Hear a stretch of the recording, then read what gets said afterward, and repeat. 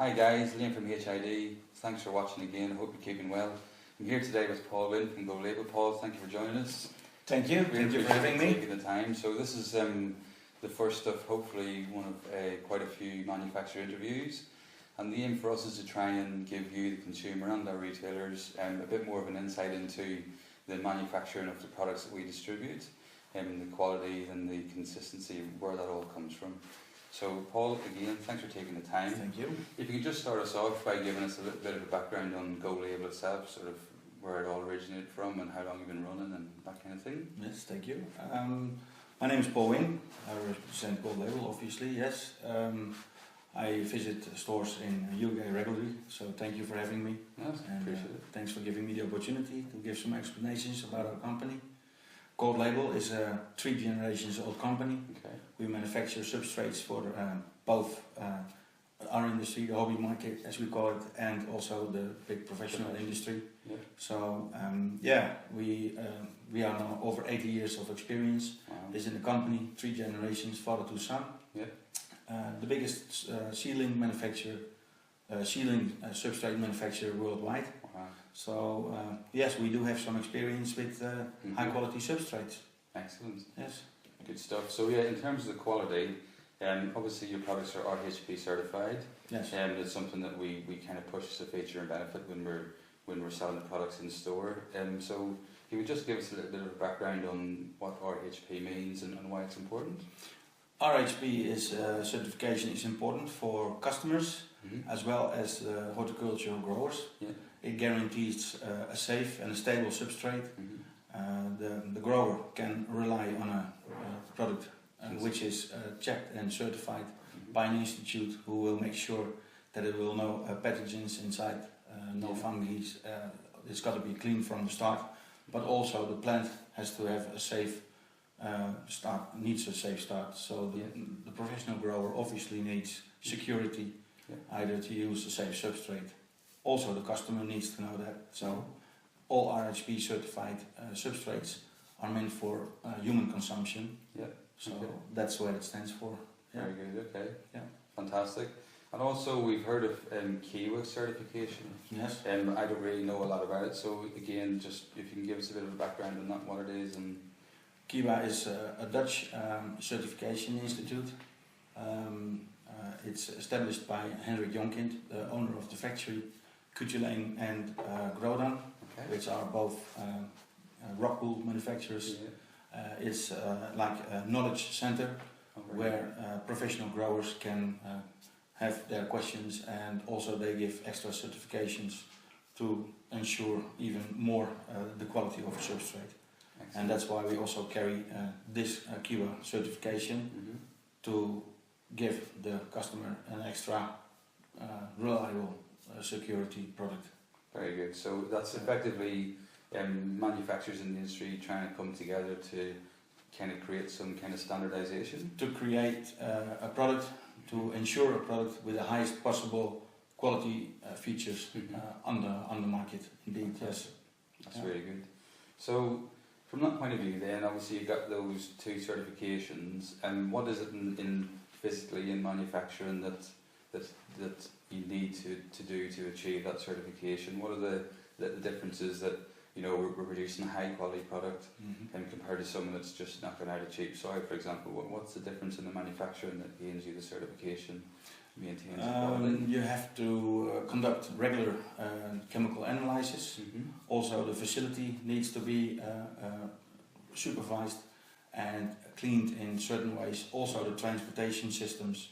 So it's all processes, not just the chemical analysis, but also the ingredients need to be certified, the facility needs to be certified, the transport systems, the trucks need to be certified, all to ensure that no contamination will be taking place somewhere in the process, to ensure the customer and especially the grower knowing that his substrate will be clean and free of contamination of whatever. And obviously consistency is important as well, as it's every bag as much as possible is every production is sample batched. These samples will be placed with date and data, so any customer can rely on that the batch will be safe, Yeah. and we can we can prove this with the samples if in case anything is going wrong. Excellent, that's great news. Yes. Okay.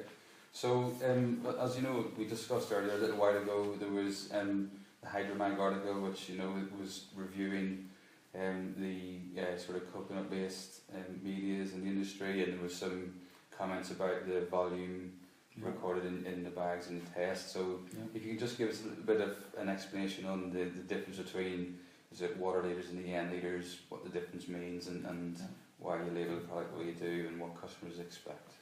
Okay, I can try to explain this. Yes, soil manufacturers, they measure in EN liters. Yeah. This is a European way of measuring Yeah. the amount of substrates you are transporting. So transport companies, shippers and manufacturers all measure in EN liters. Yeah. So we put first EN liters on our bags. 45 EN liters by example is 40 water liters. Okay. I know that there has been some testing done by Hydromag, and they came up with something like a content of 38 water liters. Yeah. It comes down to humidity factors. Either it's in the summer or weather. The machine is set on 45 EN liters, but it is all nature product. It's all organic products. The peat, the clay, it's all mixed. So it can happen that sometimes it is maybe a liter less, or sometimes the other times a liter more. The machine doesn't really calculate it so thoroughly. It doesn't allow for water content, unfortunately, from the humidity, etc. But we have to say it's more about capacity than about the volume of the substrate. Okay. It is hard to guarantee it is exactly 40 water liters when we measure 45 EN liters. Just moving on to the ingredients then, and the quality that goes into it. So obviously you've got virgin white Swedish peat. So just want to give us a bit of information on that and why it's so good to use. Yes, of course. Swedish white peat, especially the peats from the sunny sides of the mountains. It's millions of years old compost. We let this get frozen in the sun. It will expand when the frost will arrive, and after expanding we move it to Europe. We fermentize it by moving it from one pile over to another, then we sieve it in different fractions. Once that process is done, you will have such an airy substance that 1 gram of the peat will hold 10 grams of its own weight in water. Fantastic. Its substrate is all about the contents of water and air, especially air. We want to prevent the water falling down in the media because of the gravity, of course. So there will be not enough humidity or oxygen in the bottom of the plant. So to prevent this from happening, we need a very airy substrate. So you've got lots of air pockets within. A lot of pores, air pockets indeed. And so that's actually why we use the Swedish peat for. Fantastic. Yeah, we have 20 years of exclusivity on these specific locations. So that guarantees us the highest quality peat available for our substrate, and that's what makes our substrate so unique, actually. Fabulous. Thank you very much. That's really good to know.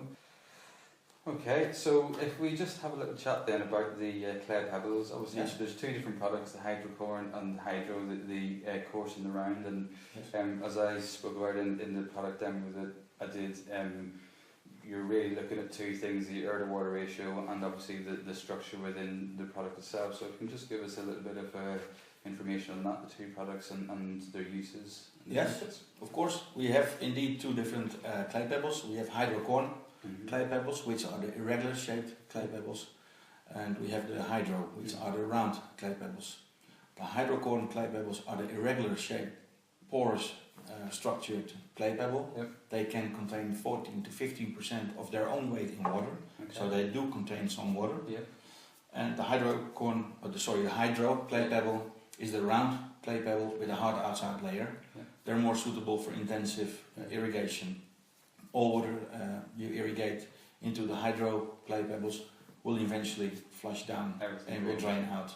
So there's a choice between the two. Where we are unique in is that the hydrocorn clay pebble is RHP certified. That will guarantee you that the clay pebble are not baked, there are not heavy metals used as fuel. Yeah.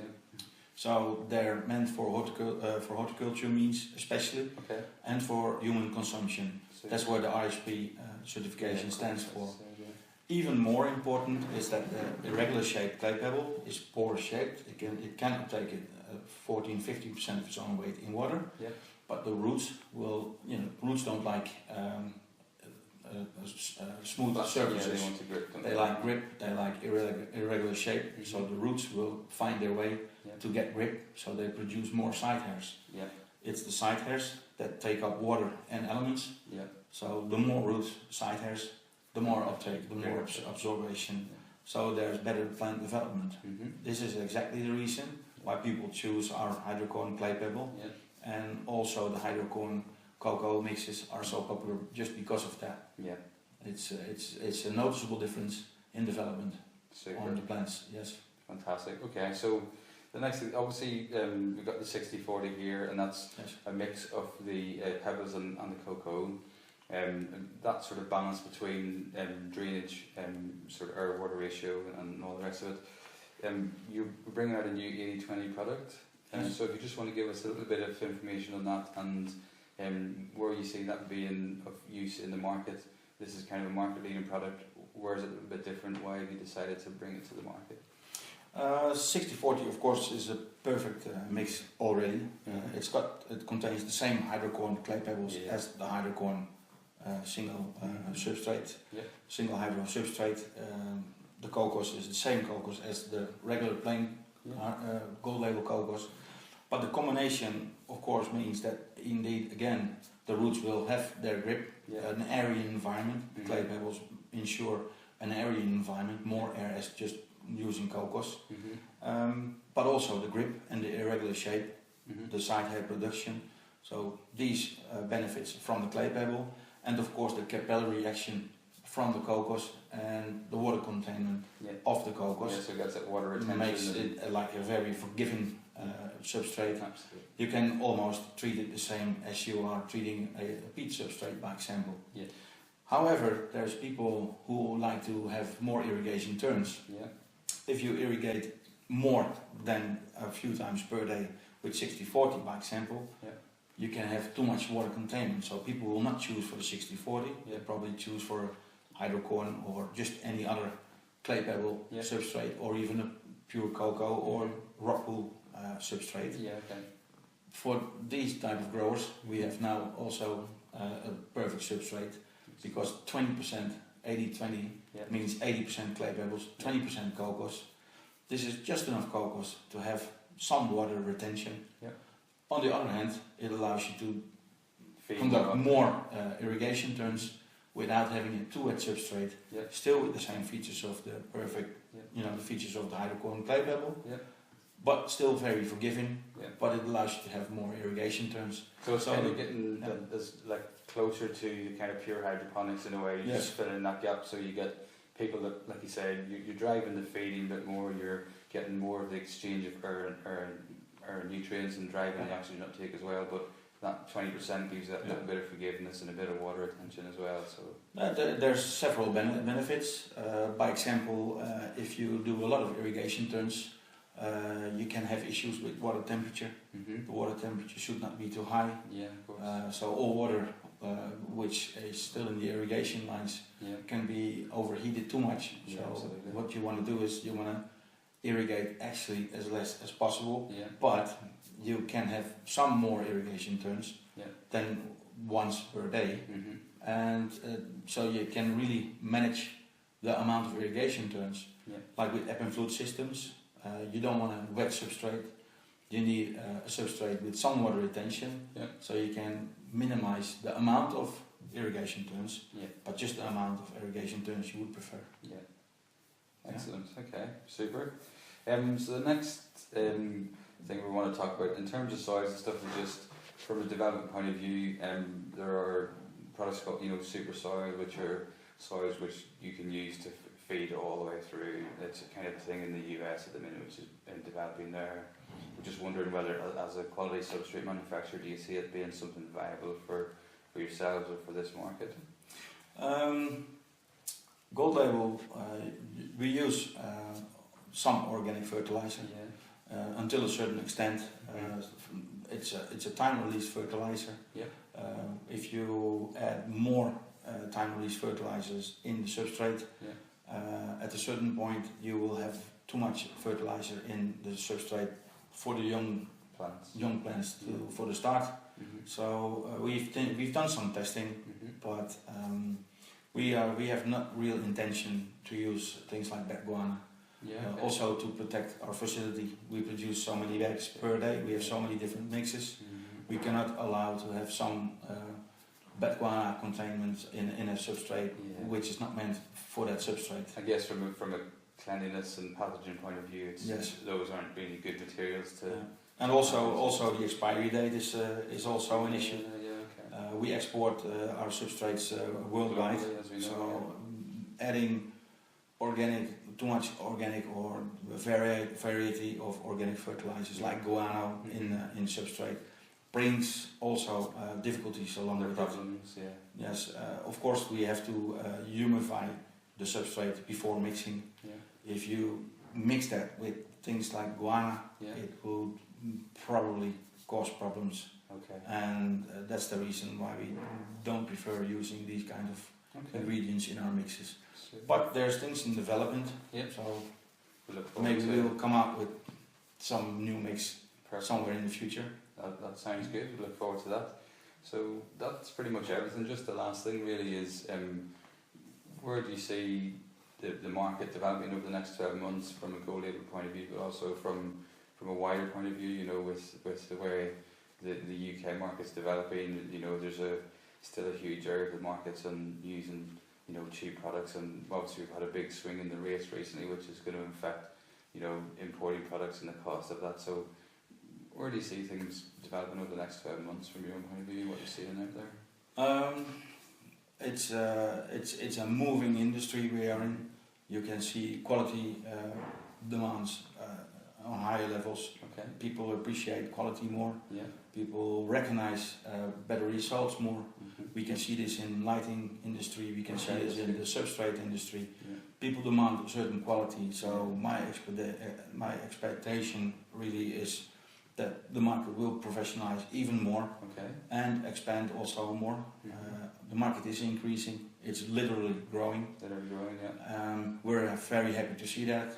So my expectation is it's going to be even better for us as a quality manufacturer, substrate manufacturers or lighting manufacturers, that quality is appreciated. So I can only see that developing in a positive way. Super, that's great to hear. Excellent. Well, thank you very much. I really appreciate it. Thank you. Thank you for it was really interesting. Thank you for having me here, answering the questions and getting the technical information. Again, I hope you guys appreciated that. We're doing everything we can, as you know, to kind of give you all the scientific backup for the products. We do sell quality, and we try and give you the backup for that as well. So thank you for watching, and look forward to talking to you again soon. Bye. Bye.